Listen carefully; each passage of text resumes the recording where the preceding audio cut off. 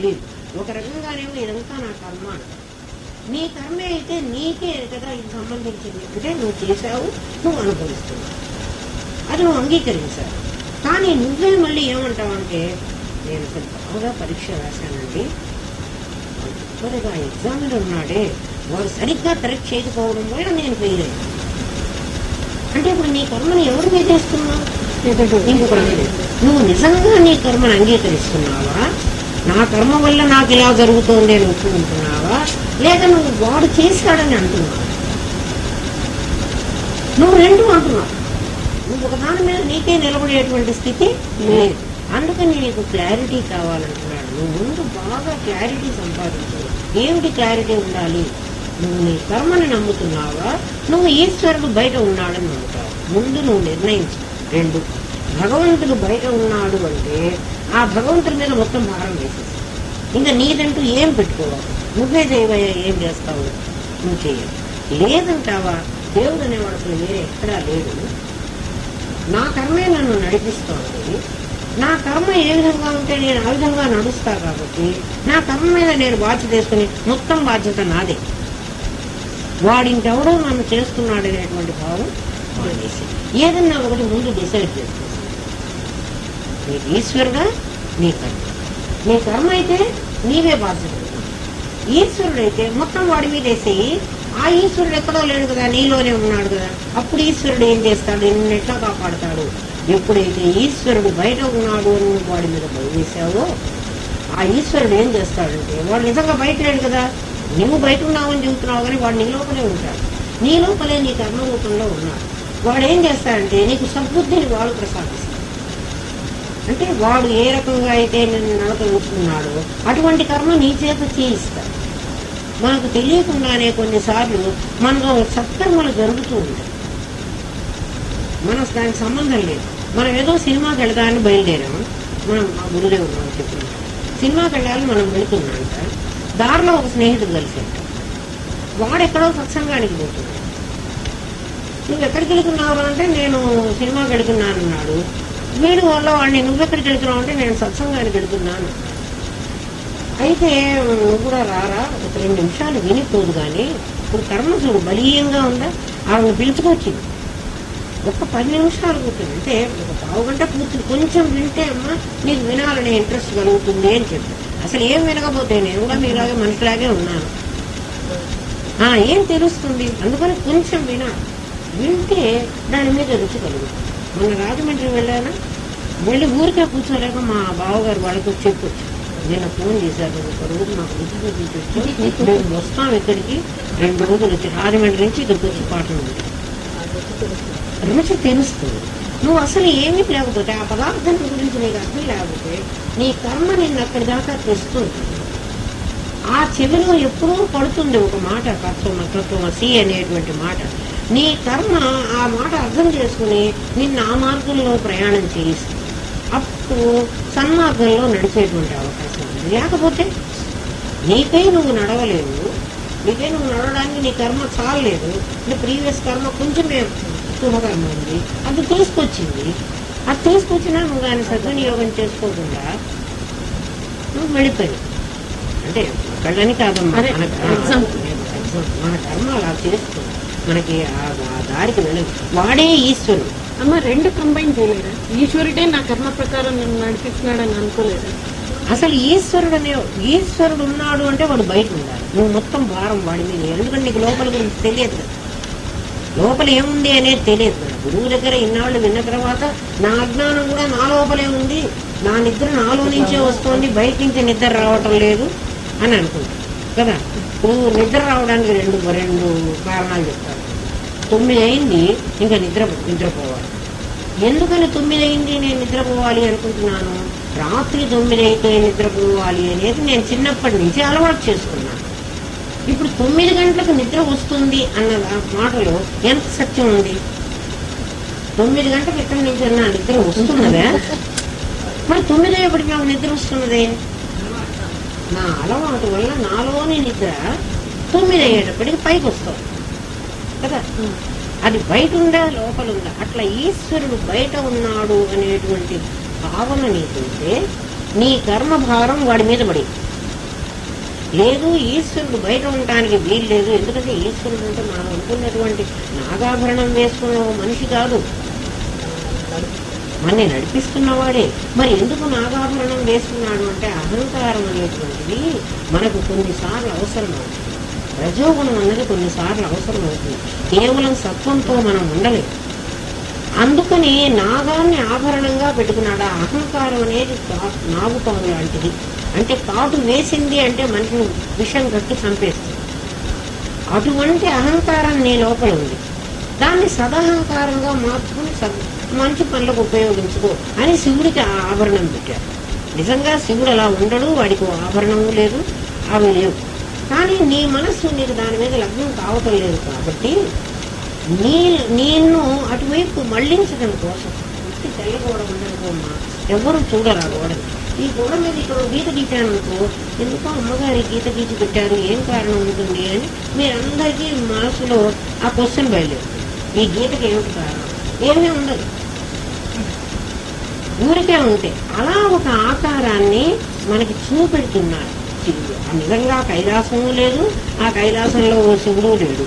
ఒకవేళ కైలాసంలో ఉంటే ఎప్పుడూ నాట్యం చేసుకుంటుంది. ఆ నాట్యానికి కూడా అర్థం అదే. నాట్యం చేసుకుంటా అంటే చంచలమైనది ఈ జగత్తు. అందుకే ఉయ్యాల్లో పిల్లవాడిని పడుకోబెట్టి ఊపుతుంది తల్లి. వాడు ఊపు ఆగిపోగానే ఏడుస్తాడు. ఎందుకు ఊపుతున్నది? ఇది చంచలమైంది, ఇది అశాశ్వతమైంది. ఈ ప్రపంచంలో నువ్వు సుఖం అంటున్నావే, ఆ భూగడంలోనే నువ్వు సుఖాన్ని అనుభవిస్తున్నావు. నిజంగా ఏం సుఖం లేదు, ఉయ్యాల్లో ఏం సుఖం ఉంది కదా. అంటే ఇది ఒక ఆగేది కాదు, ఇది నడుస్తూ ఉంటుంది. ఈ గమనాలనేటువంటివి ఈ జీవితంలో రాకడా పోకడా. నువ్వు వస్తున్నావు ఈ ప్రపంచంలోకి, మళ్ళీ పోతున్నావు. చలనం అనేది నీకుంది. అట్లా నాట్యం చేస్తున్నాడు శివుడు. నువ్వు కూడా అట్లా అల్లకల్లోలంగా నాట్యం చేస్తున్నది నీ మనసు. ఒక చోట స్టేబుల్ గా నిలబట్టదు.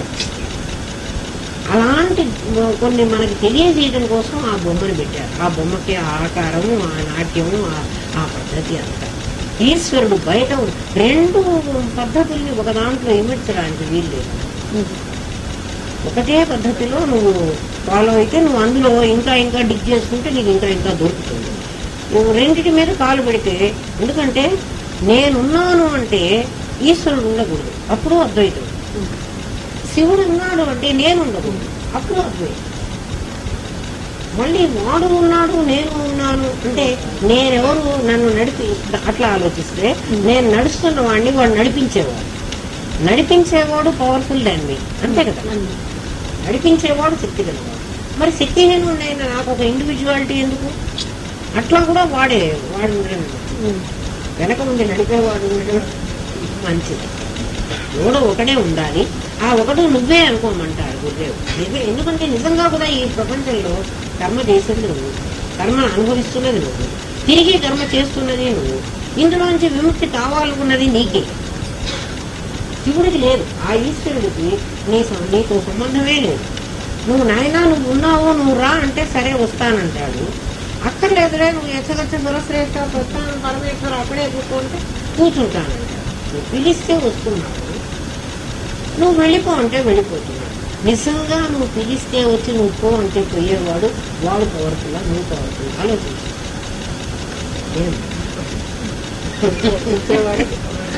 అంతే కదా, అదే నువ్వే కూర్చున్నావు, నువ్వే కూర్చోబెడుతున్నావు, నువ్వే వాడికి స్నానం చేయించావు, షోడశోపచార పూజలు చేసావు, నైవేద్యాలు పెట్టావు కదా.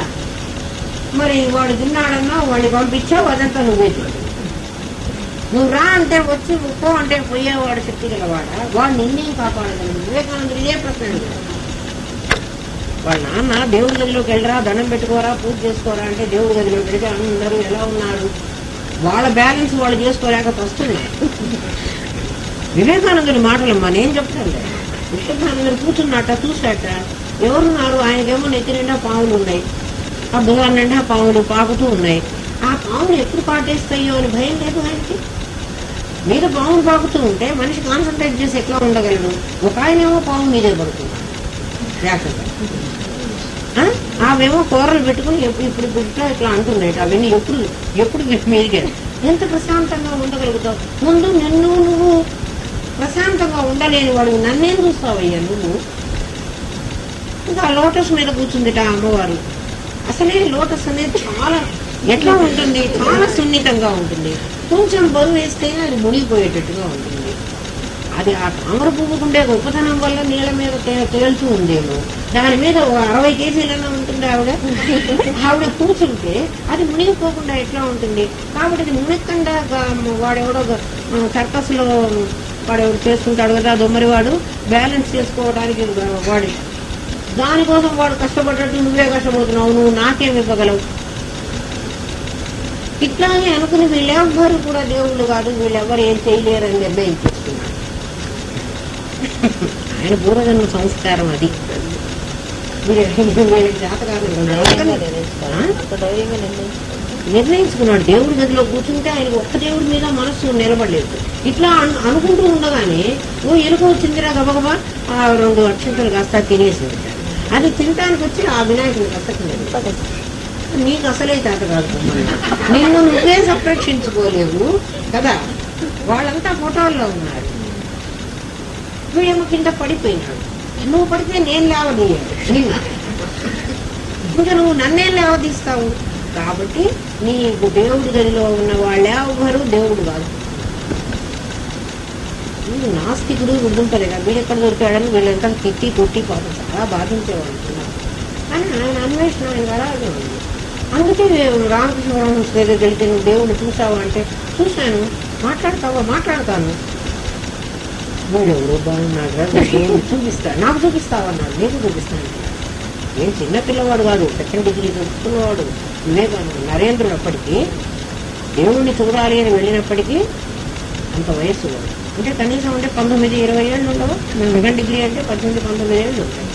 మరి చూపిస్తా పదమన్నాడు. నీళ్ళల్లో ముంచాడు. ఇప్పుడు నీకేమనిపించింది? నాకు ఊపిరాడితే చాలండి.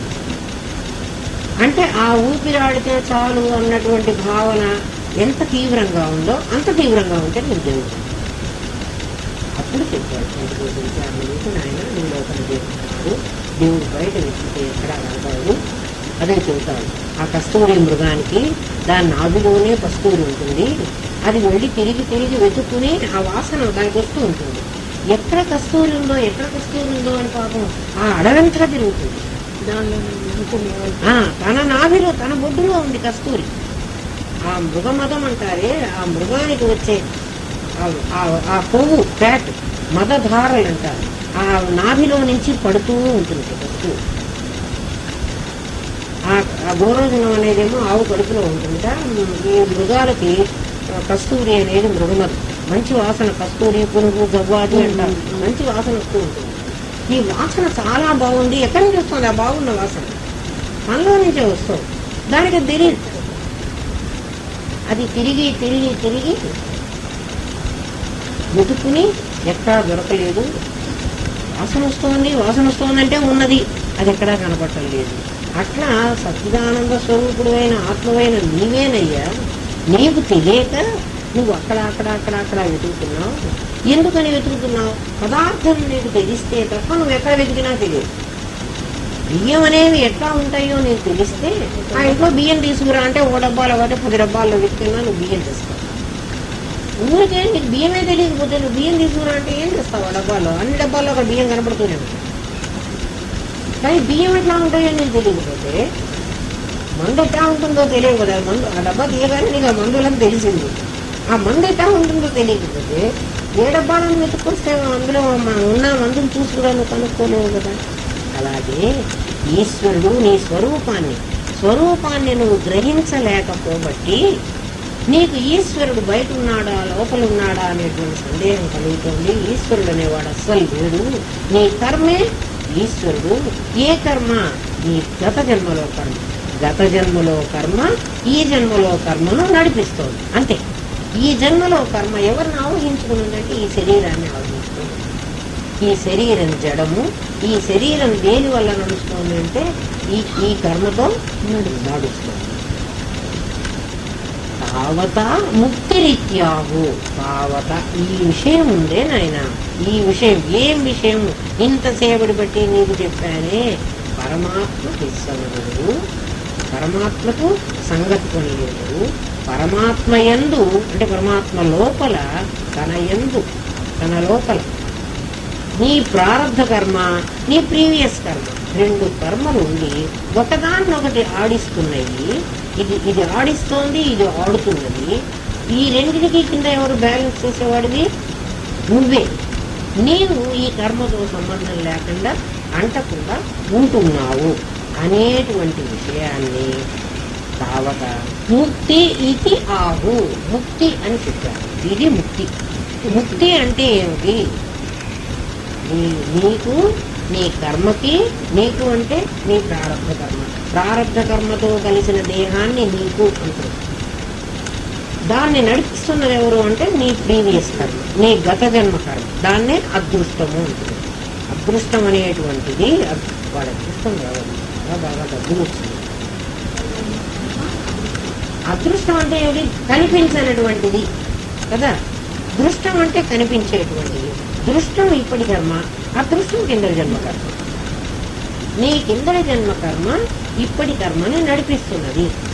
గత జన్మలో నీ చేత చేయబడిన కర్మే ఈ జన్మలో నిన్ను. నేనంటే ఎవరు?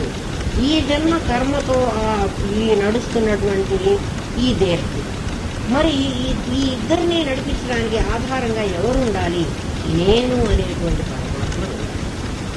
నేననే పరమాత్మ లేకపోతే ఈ రెండు నా మీద నడవడానికి వీలు. ఈ సంగతి తెలుసుకుంటే ముక్తి అని. తావత ముక్తి రీతి ఆకు శృతయ స్మృతయస్తత. శృతి కానీ, స్మృతి కానీ, వేదం కానీ, శాస్త్రం కానీ ఈ సంగతినే ఆకు చెప్పింది. ఈ సంగతి చెప్పింది. వేదం ఏం చెప్పింది అంటే దేహానికి నీకు ఏ విధమైనటువంటి సంబంధం లేదు, దేహానికి కర్మతో సంబంధం ఉంది. అది కూడా కలవటం లేదు వాళ్ళిద్దరు. ఈ కర్మకు ప్రీవియస్ కర్మతో సంబంధం ఉంది, ఎందుకంటే అది నడిపిస్తుంది, ఇది నడుస్తుంది. ఈ రెండు కర్మలు ఉండటానికి నేననేవాడిని సత్యానంద స్వరూపమైనటువంటి ఆత్మగా నిలబడాలి. ఇది తెలిస్తే శృతి స్మృతి మమైవాత్మే ఇది అది ఈశ్వర భాషితం. ఈశ్వరుడు ఈ మాట చెప్పాడు. ఏమని? శృతి స్మృతి మమైవాత్మే, నా ఆజ్ఞ ప్రకారమే వేదము ఈ పని చేస్తుంది. ఏ పని చేస్తుంది? నేను ఆజ్ఞాపించాను, నువ్వు ప్రీవియస్ కర్మ, నువ్వు ప్రారంభ కర్మాన్ని నడిపించు అని నేను ఆజ్ఞాపించాను. నా ఆజ్ఞ ప్రకారం ఈ సంగతి ఎవరు తెలుసుకుంటే వాడికి ముక్తి, ఎవరు తెలుసుకోకపోతే వాడికి బంధం. బంధానికి ముక్తికి రెండే మాట. అంటే ఇప్పుడు నీ కర్మ ఏది జరుగుతున్నా ఇవాళ ప్రేమ చేస్తారు. వాసన చూస్తున్నా, తింటున్నా, తాగుతున్నా, స్పృశం కదా, ధ్యానం ఏమన్నా చేస్తూ ఉన్నా సరే ఇంద్రియాలు ఎందుకు చేస్తున్నాయి? ఆ కర్మాధీనమై చేస్తున్నాయి. దాన్ని ఎవరు నడిపిస్తున్నారు? వెనక ఉన్నటువంటి కర్మ నడిపిస్తోంది కదా. ఈ ఇద్దరు నడవడానికి ఆధారం ఎవరున్నారు? నేనున్నారు.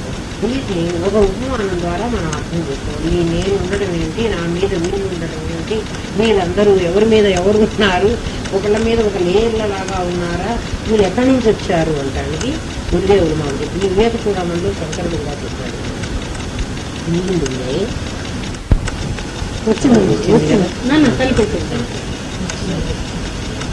నీళ్లున్నాయి, ఒక బిందెలో నీళ్లు పెట్టండి, 2 రోజులు ఆగండి. నీళ్ళని ఏం టచ్ చేయకుండా ఒక బిందెలో పెట్టి వదిలేసేయండి. ఆ నీళ్ళ మీద ఒక చిన్న లేయర్ వస్తుంది, తెల్లగా ఏదో చిన్న పొర వస్తుంది. ఉత్పత్తి స్థానం ఏది? ఎక్కడి నుంచి? నీళ్ళే. మరి నీళ్లు నువ్వు తాగినప్పుడు అలాంటి పొర ఏదో నీళ్లలో ఉన్నట్టుగా నీకు తెలియదు కదా. అట్లాంటి పొర ఒకవేళ నీళ్లలో ఉంటే ఆ నీళ్లు తాగడానికి పానయోగ్యం కాదు కదా, నువ్వు తాగి ఉండవు కదా కదా. కాబట్టి నీళ్లలో అంతకు ముందు లేదు, నీళ్లలో తర్వాత వచ్చింది కదా. నీళ్లలో ముందు లేదు, నేను బిందె పెట్టినప్పుడు లేదు. నీళ్లలో అలాంటి పొరలు ఏమీ లేవు. నేను బిందె పెట్టిన తర్వాత ఒక 2 రోజుల తర్వాత చూస్తే ఆ పైన ఒక పొర లాంటిది వచ్చింది. అలా ఈ చిన్న పిల్లలు అయితే మనం చూడటానికి మనకు తెలుస్తుంది. ఒక పెద్ద దిగుడు బావిలో దిగుడు బావి ఆకారం ఎంత ఉందో నీళ్ళని ఉన్నాయి. ఆ నీళ్ళ మీదనే ఇటువంటి లేయర్, ఇది చిన్న లేయరు ఎందుకంటే మన ఇంట్లో వచ్చింది. అది సూర్యరశ్మి కూడా పడుతుంది కాబట్టి అదంతా నాచు నిండు పాచి అంటామే. ఆ పాచి ఎంత మేర నీళ్లు ఉన్నాయో అంత మేర పాచి వచ్చేసి, ఆ పాచికి ఉత్పత్తి స్థానం నీరే. అంటే నీళ్లలో నుంచే ఆ పాచి వచ్చింది. అంటే నీళ్లలో ఉండే ఏ పదార్థమో పాచిలాగా మారిందందామా? మారలేదు. మరి పాచి కనపడుతోంది కదా, పాచికి మరి సత్తా ఉందందామా లేదందామా? ఎందుకంటే పాచి పుట్టింది, పాచి పెరుగుతోంది. పాచి అంటే దాంట్లో ఉన్నటువంటి బ్యాక్టీరియా ఏదో అది మొక్క లాంటిదమ్మా, అది పెరుగుతోంది, దానికి వేళ్ళు ఉంటున్నాయి. అంటే అది పునరుత్పత్తి చేస్తుంది కదా. పునరుత్పత్తి చేయగలిగినటువంటిది అంటే మళ్ళీ మళ్ళీ ఇంకా పెంచుతోంది. పెంచి ఏం చేస్తోందంటే నీళ్ళని ఎంత కప్పేస్తోంది అంటే, అంతకుముందు నీళ్లు ఈ పాచి లేకముందు క్రిస్టల్ క్లీన్ లాగా ఉంది. నీళ్లలో 5 పైసలు బిళ్ళ పడేస్తే అవి నాకు కనపడేటట్టుగా ఉంది. అంత స్పష్టంగా ఉంది నీళ్ళల్లో ఏమీ మాలిన్యం లేదు, స్వచ్ఛంగా ఉంది. ఎప్పుడైతే పాచి పేరుకుందో పాచిని తీసేస్తే కూడా నీళ్ళు అలాగే ఉన్నాయి. పాచిని ఇలా కుట్టేసామనుకోండి, ఇప్పుడు నీళ్ళు ఎట్లా ఉన్నాయి? స్వచ్ఛంగానే ఉన్నాయి, నీళ్లు చెడిపోలేదు. పాచి తీసేస్తే నీళ్లు తాగడానికి యోగ్యంగా ఉన్నాయి. పాచి ఉన్నప్పుడు నీళ్లు తాగడానికి యోగ్యంగా లేవు. అసలు నీళ్లు ఉన్నట్టుగా కూడా నాకు కనపడలేదు. ఎప్పుడు ఆ పాచి ఎటువంటిది అంటే నీళ్లలో నుంచి పుట్టి నీళ్ళనే కవర్ చేసి దాని మీద ఇంకొక దాన్ని పెట్టించుకుంటుంది. అవన్నీ పుట్టడానికి నీళ్లే కారణమవుతున్నాయి. వాటిని పెంచడానికి నీళ్ళనే ఆధారం తీసుకుంటుంది. శంకర వివేక చూడమంలో చెప్పాడు ఈ మాట. అంటే ఈ జన్మలన్నీ ఈ పాచి పుట్టింది కదా ముందు, అంటే నాలో నుంచి మాయ పుట్టింది. ఆ మాయలో మళ్ళీ పునరుత్పత్తి, నన్ను ఈ జన్మ మళ్ళీ ఇంకో జన్మ ఎన్ని జన్మలైనా వస్తున్నాయి. అవి నీళ్ళని వదిలిపెట్టి ఉండటల్లా ఆ జన్మలన్నిటికీ కూడా నీళ్లే ఉత్పత్తి స్థానం అవుతున్నాయి. అంటే వాడికి శక్తి ఎవరిస్తున్నారు? ఈ నీళ్లే ఇస్తున్నాయి. నీళ్లు మాలిన్యమైనయ్యా? మాలిన్యం కాలేదు. నీళ్లు మాలిన్యం కాకుండా దాని మీద పాచి పుట్టి, నీళ్లలో నుంచి పుట్టిన పాచి నీళ్లను కప్పేసి తిరిగి మళ్ళీ ఎంతమందినో అది పుట్టేస్తున్నది. ఆ పుట్టించిన వాళ్ళందరూ కూడా ఈ నీళ్ల ఆధారంగానే బతుకుతున్నారు. ఆ నీళ్లు తీసేస్తే, ఆ పాచి తీసేస్తే ఈ నీళ్లు తాగడానికి పనికొచ్చేట్టుగానే ఉన్నాయి. పాచితో ఉన్నప్పుడు అసలు నీళ్లు ఉన్నట్టుగా కూడా నాకు తెలియదు. ఎప్పుడైతే పాచి పేరుకుని నీళ్లను కమ్మేసిందో అక్కడ దాని కింద కప్ప ఉండడానికి, పాము ఉండడానికి, వానపామున్నా ఉండొచ్చు, కప్పలైనా ఉండొచ్చు, ఇంకేమైనా చేపలైనా ఉండొచ్చు, జలజంతువులు ఏవైనా ఉండొచ్చు. ఆ ఉన్న వాటిని నాకు కనపడనీయకుండా ఈ పాచి కప్పేస్తోంది. ఈ పాచి నీ శరీరం అయితే దాని లోపల పరమాత్మ తత్వం ఉంటే ఆ నీరు దీని లోపల ఉంది. ఈ శరీరాన్ని దీని లోపల కామ, క్రోధ, లోభ, మోహ, మద, మాత్సర్యాలనేటువంటి కప్పలు, పాములు, జర్రులు ఇంకా ఏమేమి ఉన్నాయో అవన్నీ దీని లోపల ఉండడానికి వీలైంది. పాచి లేకపోతే అవి అక్కడ ఉండవు. చాటు ఏర్పడితేనే అవి అక్కడ ఉండడానికి వీలవుతాయి. మీరు ఈ చాలా మంది ఏం చెబుతారు, ఈ గుణాలన్నీ పోగొట్టుకురా నీకు అప్పుడు వేదాంతం బోధిస్తానంటారు. అసలు ఈ పాచి తీసేస్తే ఎప్పుడైతే అడ్డు లేకుండా ఉందో అవన్నీ అడ్డే పారిపోతాయి. ఇవన్నీ ఎలా ఉన్నాయి నా లోపల? అడ్డం ఉండబట్టి ఉన్నాయి కదా, పాచి ఉండబట్టి నేను స్వచ్ఛమైన నీరును అంటే నాలో పాచి రాకపోతే ఇవన్నీ ఉండడానికి అవకాశం లేదు కదా. ఇవన్నీ జంతువులు నా లోపల దాపెట్టుకొని ఉండడానికి, నా లోపల దుర్గుణాలన్నీ ఎక్కడి నుంచి వచ్చినాయి? దుర్గుణాలకు కూడా ఉనికిని మళ్ళీ నేనే. ఆ దుర్గుణాలు కూడా నా వల్లే తిరుగుతున్నాయి, నా ఆధారంగానే బతుకుతున్నాయి. లేకపోతే వాటి బతకడానికి కూడా చూడలేదు. ఎప్పుడు ఉంటాయి చెప్పండి? పాచిని ఆధారం చేసుకుని ఉంటాయా పాములు? పాచి కింద ఉంటాయి, నీళ్ళని ఆధారం చేసుకుని ఉంటాయి. మేము వివేకపూర్ణాన్ని ఎంత బాగా చెప్పాను, నీళ్ళని ఆధారం చేసుకునే ఉంటాయి. అంటే మనకు అర్థం కావాలని వాళ్ళు ఎంత ప్రయత్నం చేశారో చూడండి. ఏమ్మా మన ముద్దు బుర్రలని వీళ్ళకి అర్థం కావాలి అని వాళ్ళు ఎంత కష్టపడ్డారో చూడండి. అంటే ఆ ఉపమానం ద్వారా మనకు అర్థం చేయించడం కోసం వాళ్ళు ప్రయత్నం చేశారు. అట్లా మన లోపల మనం ఎన్ని జన్మలు ఎత్తుతున్నా అన్ని జన్మలకు కావలసినటువంటి కర్మ విశేషం ఎందులో నుంచి వస్తుంది? ఈ నెలల్లో నుంచే వస్తుంది. పాచి పెరగడానికి, పాచి మళ్ళీ పునరుత్పత్తి చేయడానికి కావలసిన శక్తి నీళ్ళే ఇస్తున్నాయి. పాచి ఇప్పుడు ఏర్పాటు అయిందో దాని మీద దాని లోపల అనేకమైనటువంటి దుర్గుణాలు, ఏవైనా దాచిపెట్టుకోవడానికి వీలైనటువంటివన్నీ కర్మలు అందులో దాక్కోవడానికి వీలుగా. పాచి తొలగిస్తే ఏది దాక్కోవడానికి వీలు. నువ్వు కర్మని నాశనం చేసుకోవట్లేదు. నీ నుంచి వచ్చిన అజ్ఞానాన్ని తొలగించుకుంటే చాలు. ఆ అజ్ఞానం ఏమిటి అంటే నేను ఆత్మలను తెలియకపోవడమే నీకు అజ్ఞానము.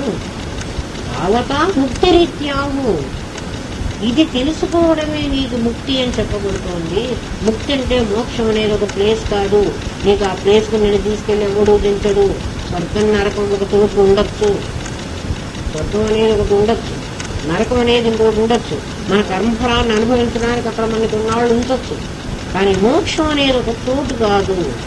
మోక్షము బంధము అనేవి నీవు చేసుకున్నవి.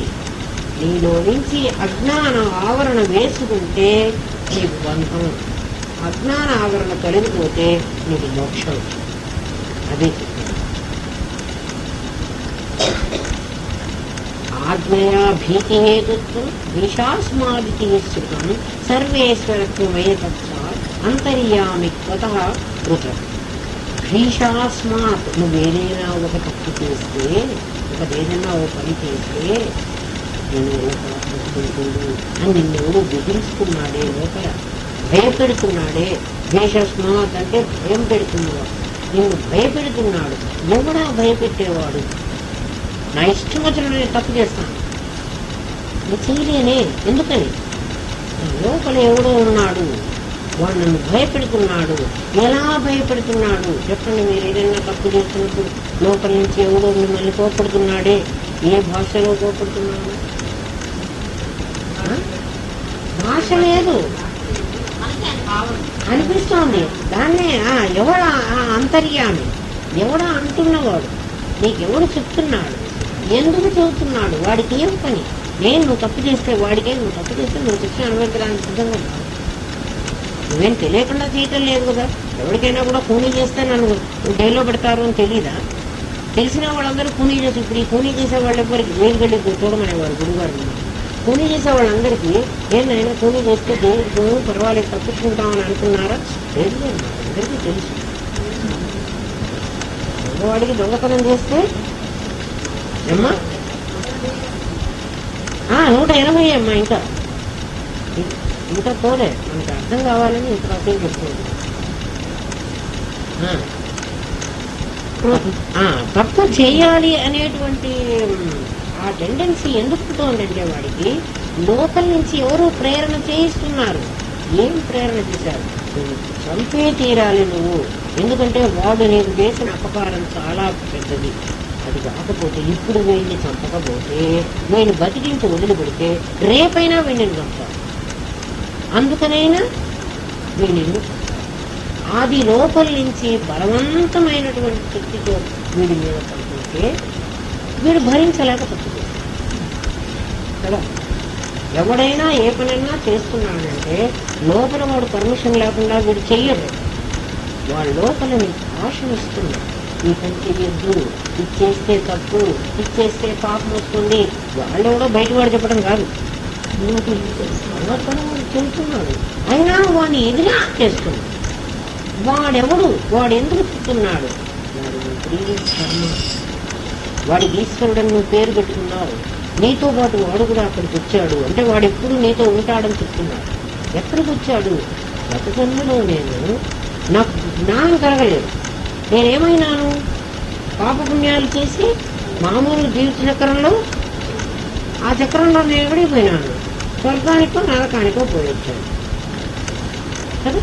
ఒకటి ఏదైనా చేస్తున్నప్పుడు శుభకార్యం పుణ్యకార్యాలు ఇంకో ఖర్చు మానకుండా కానీ ఆ పుణ్యకార్యం చెయ్యి అని వాడు లోపల చెబుతున్నాడు. ఎందుకు నేను పుణ్యం చేస్తే వాడికి ఏం వస్తుంది అంటే నేను పుణ్యం చేస్తే ఈ శుభకర్మ వల్ల నాకు శుభ ఫలితం వస్తుంది, నేను పాపం చేస్తే నాకు పాప ఫలితం వస్తుంది. పాప ఫలితం వల్ల నేను నరకంలో బాధలు అనుభవించటము వాడికి తెలుసు. దాన్ని బట్టి వాడు నాతో ఉన్నాడు. ఎక్కడున్నాడు? నేను స్వర్గానికి పోయినప్పుడు, నేను నరకానికి పోయినప్పుడు, నేను కిందని జన్మ ఎత్తినప్పుడు, నేను ఇప్పుడు జన్మ ఎత్తినప్పుడు, నేను ఎత్తబోయే జన్మ కూడా వీడు నా వెంటే ఉంటాడు. అంటే నేను ఒక్కడే ఇప్పుడు చూడు, నేను నాతో ఇంకో ఉన్నాడా? వాడు మాట్లాడుతున్నాడు కూడా కదా, ఇంకో మాట్లాడుతున్నాడు. మనమేమనుకుంటామంటే నాకు అప్పుడే అనిపించింది ఇది ఏదో చేస్తే ఇలాంటిది ఏదో వస్తుందని అనిపించిన వాడెవడు? నీ లోపల మాట్లాడాడు వాడు, నిన్ను హెచ్చరిస్తున్నాడు. అయినా వాడి మాటలు పడిచేది పెట్టాడు, విని ఇప్పుడు అనుభవిస్తున్నాడు. మళ్ళీ నువ్వే ఏమనుకుంటావు అంటే అవును నాకు ఈ పని చేస్తే ఇలాంటి ఫలితం వస్తుందని నాకు అనిపించింది. మరి అనిపిస్తే ఎందుకు చేశావు కదా? నీకు అనిపించినప్పుడైనా నువ్వు జాగ్రత్తగా ఉండాలి కదా. నీకు అనిపిస్తున్న వాడెవడు? గురుదేవులు అడుగుతారు, వాడు ఏ భాషలో మాట్లాడుతున్నాడు? వాడు సంస్కృతంలోనే మాట్లాడా? అసలు భాషే లేదు, కానీ వాడు కమ్యూనికేట్ చేస్తున్నాడు, నీకన్నీ చెప్తున్నాడు. ఏ భాషలో చెప్పలేదు, వాడు చెప్పింది నీకు అర్థమైంది. మరి ఏం లాంగ్వేజ్లో చెప్పాడు? నిజంగా ఎంత గొప్పదమ్మా! మౌన భాషే. మౌన భాష అయితే మరి నీకు అర్థమైంది కదా, వాడు ఏం చెప్పదలుచుకున్నాడో. అమ్మా పాఠమే అలాగే చెప్పాడా?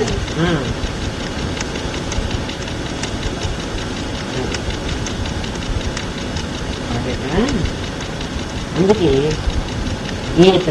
అనేక ఆ భయాన్ని కలిగిస్తున్నాడు. ఈ తప్పు చేస్తే ఇది ఉంటుంది నీకు అని నీ గత జన్మ కర్మ నిన్ను భయపెడుతోంది, నీకు భాషను ఇస్తోంది. ఇది ధర్మం, ఇది అధర్మం అని నీ లోపల చెప్తున్నది అదే. ధర్మం అధర్మం నిజంగా మనం ధర్మశాస్త్రం చదువుకున్నామా అమ్మా? మనం ఏ శాస్త్రాలు చదువుకోలేదు కదా. మరి మన లోపల నుంచి ఎవరైనా ఏదైనా ఒక సిచ్యువేషన్ చెప్పినప్పుడు ఇది అన్యాయం అమ్మా అని అంటున్నామే.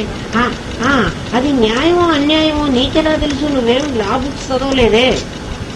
మరి ప్రతివాడు చెబుతున్నాడే ఇది అన్యాయం రా, ఇది న్యాయం కాదురా. న్యాయం ఏమో న్యాయశాస్త్రం ఏం చెప్తుందో నీకు తెలుసునా? లేకపోతే ఎప్పుడైనా న్యాయశాస్త్రం చదివావా? నువ్వు ఏం చదవకుండా చెబుతున్నావు అంటే నీకు న్యాయం అన్యాయం తెలుసు, ధర్మం అధర్మం తెలుసు. లోపల వాడు ధర్మజ్ఞుడు, వాడికి తెలిసినవాడు. పైగా మామూలు వాడు కాదు. వాడు ఎలాంటి వాడంటే కర్మ ఫలానికి ఫలితం ఉంటుంది అని వాడు ప్రత్యక్షంగా అనుభవించి వచ్చినవాడు. నువ్వు అనుభవించి అప్పుడు ఏడుస్తుంటే నేను మొదలాయించాడు కూడా. ఇంకోసారి తప్పుడు పనులు చేయొద్దు నేను కూడా చెప్పాడు. ఇప్పుడు కూడా నీ లోపల ఉండి వాడు హెచ్చరిస్తున్నా కూడా నువ్వు వాడి మాట అసలు వింటలేదు. అదే కర్మ చేసుకొచ్చాడు, కానీ ఇప్పుడు కూడా మళ్ళీ కర్మ చేస్తున్నాడు కదా లోపల నుంచి. నువ్వు వేదాంతం వినడం అనేది కూడా ఒక కర్మే అమ్మా. విని ఎందుకు వినమంటున్నాడు వాడు? ఈ బంధం నుంచి నువ్వు తప్పించుకుంటావురా. నీకు ఏది బంధమో ఏది మోక్షమో తెలిస్తే తిరిగి జనన మరణ చక్రంలో నువ్వు పడక్కర్లేదు. అందుకని ఇది వినరా అని వాడు లోపల చెప్తున్నాడు. వీడు రకరకాల నాకు పరీక్ష ఉంది, నాకు పరీక్ష ఉంది, నాకు ఇంకేదో ఉంది, ఆ పిల్ల పరీక్ష నువ్వు తెచ్చుకోవాలంటే నా పిల్ల పరీక్ష ఉంది, రేపు వస్తారే అంటే యమధర్మరాజు ఊరుకుంటాడా? ఏది నేను మానుకోగలను? అటువంటిప్పుడు ఎందుకు నేను వీటి కోసం ఇంత తాపత్రయపడాలి? లేదు నీళ్ళల్లో ముడుచుకుంటే గాలి తప్ప పీలిస్తే ఇంకా నాకు ఇంకేం అక్కర్లేదు అన్నాడే. అంత తీవ్రకుంటే భగవంతుడు ఖచ్చితంగా తెలుస్తాడు. ఎందుకంటే వాడి కోసం ఎక్కడో వెతకలేదు. అదొక్కటి తప్పిస్తే ఇంకేముంటుంది. అదొక్కటి తప్పిస్తే వాడు చెప్తాడు, పుష్ప మధ్య జో బాసు బసత్ హై ముకురమాహి జ సచ్చాయి ఐసేహి హరి బసై నిరంతర. పువ్వులో లోపల ఎక్కడో పువ్వుకు పైన వాసనే ఉంటుంది. అమ్మా పాప వెళ్ళిపోయింది, బలవంతంగా ఆవిడ్ని తీసుకుపోయింది. అదే మరి ఇప్పుడు చెప్పే ఎగ్జామ్స్ అదే పుష్ప మధ్య పువ్వు మధ్యలో ఉండమ్మా సువాసన ఉంది. మనం అందరం వాసన పీలుస్తున్నాం. ఈ పువ్వులు ఎంత మంచి వాసన వస్తున్నాయి అంటున్నాం. నీకు అంతవరకే తెలుసు. ఆ తుమ్మెదకి ఆ వాసన కాదు, ఆ లోపల ఉన్న మకరందం కూడా తెలుసు కదా. ఆ తుమ్మెద ఆ మకరందం కోసం వచ్చి ఆ పువ్వు మీద వాలి ఆ మకరందాన్ని మాత్రం తీసుకుని వెళ్ళిపోతుంది. నీకు మకరందం దొరకటం లేదు, నువ్వు వాసనతో సరిపెట్టుకుంటున్నావు. ఇది చాలు అనుకుంటున్నావు. కానీ పువ్వులో వాసన ఎప్పుడుందో మకరందం కూడా అప్పుడే ఉంది. ఐసేహి హరి బసై నిరంతర. ఎక్కడా నువ్వు వెతుక్కోవకురా పిచ్చివాడ. పువ్వు మధ్యలో మకరందం ఎలా ఉందో తుమ్మెదకి ఎలా తెలుస్తుందో అట్లా నువ్వు వెతుక్కో, నీకు తెలుస్తుంది. తుమ్మెదకి మరి ఆ పువ్వు మధ్యలో ఉన్న తేనెను ఎవడైనా తీసి అందిస్తున్నాడా? నీకెందుకు గురువు ఒకడు వచ్చి తీసి అందించాలి? నువ్వు ఎట్లు తీసుకోలేదు. నువ్వు వాసనతోనే సంతృప్తి చెందుతున్నావు. చాలు, పువ్వు చాలా మంచి వాసన వస్తుంది, కానీ ఆ పువ్వులో మకరందం ఉంది. అది తాగితే ఈ వాసన కంటే ఆ మకరందం చాలా రుచిగా ఉంటుంది. అది తుమ్మెదకి తెలుసు, నీకు తెలియదు.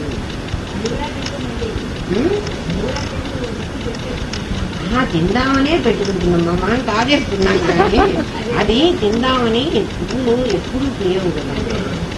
పువ్వులు ప్రతి సంవత్సరం అంతా పుయ్యవు కదా.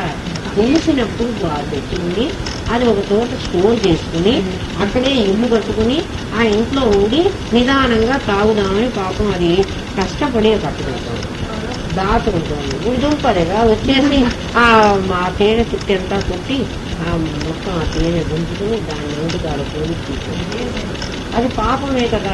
ఆ పాపాన్ని వాడు అనుభవించేది. వాడు నోటికాడ కూడి ఎవడో తీసేసినప్పుడు అప్పుడు వాడికి తీసేది. ఇప్పుడు వీడి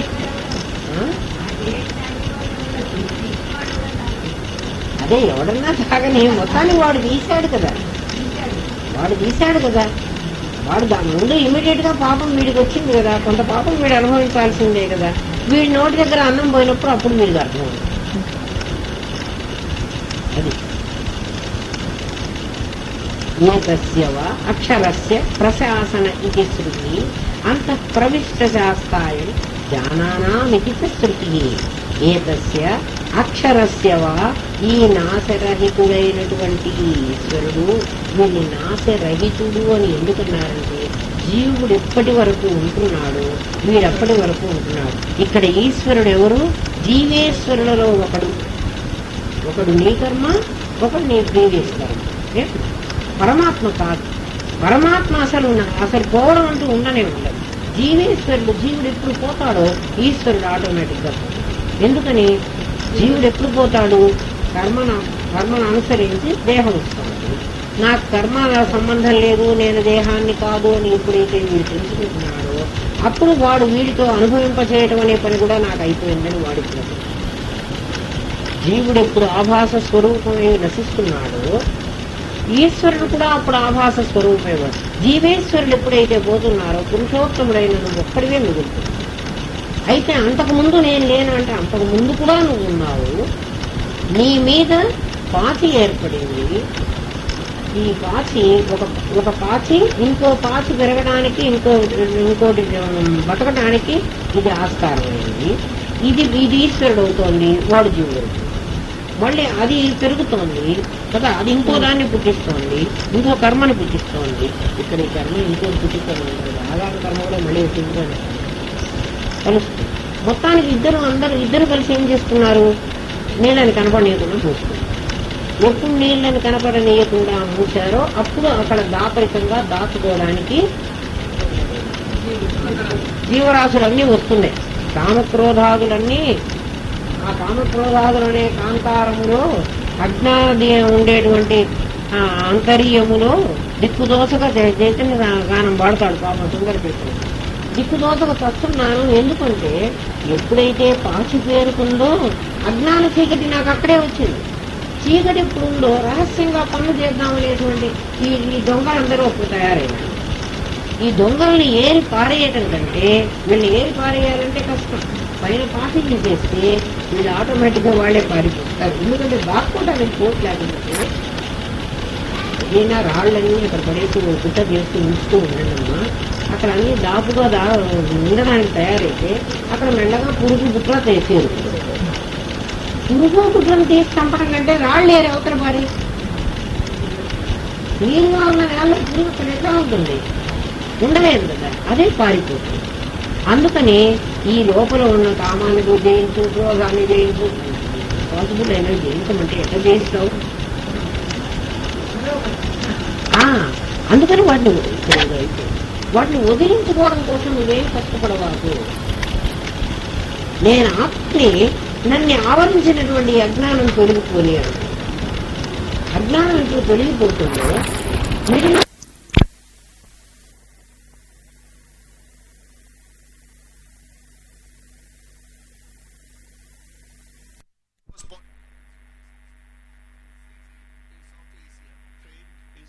progress on Kashmir, but SAFTA provides us an umbrella, and there are some nuances in SAFTA which we are dealing with. A study by World Bank shows that the transportation links between the two countries continue to be weak. Mr. Aziz says, by philosophy, Pakistan is a free trade country, but what India eagerly awaits is the translation of that philosophy into a reality. Shambharan Chaudhary, AIR News, Delhi. Referring to energy, food and water security, Mr. Aziz said, the gas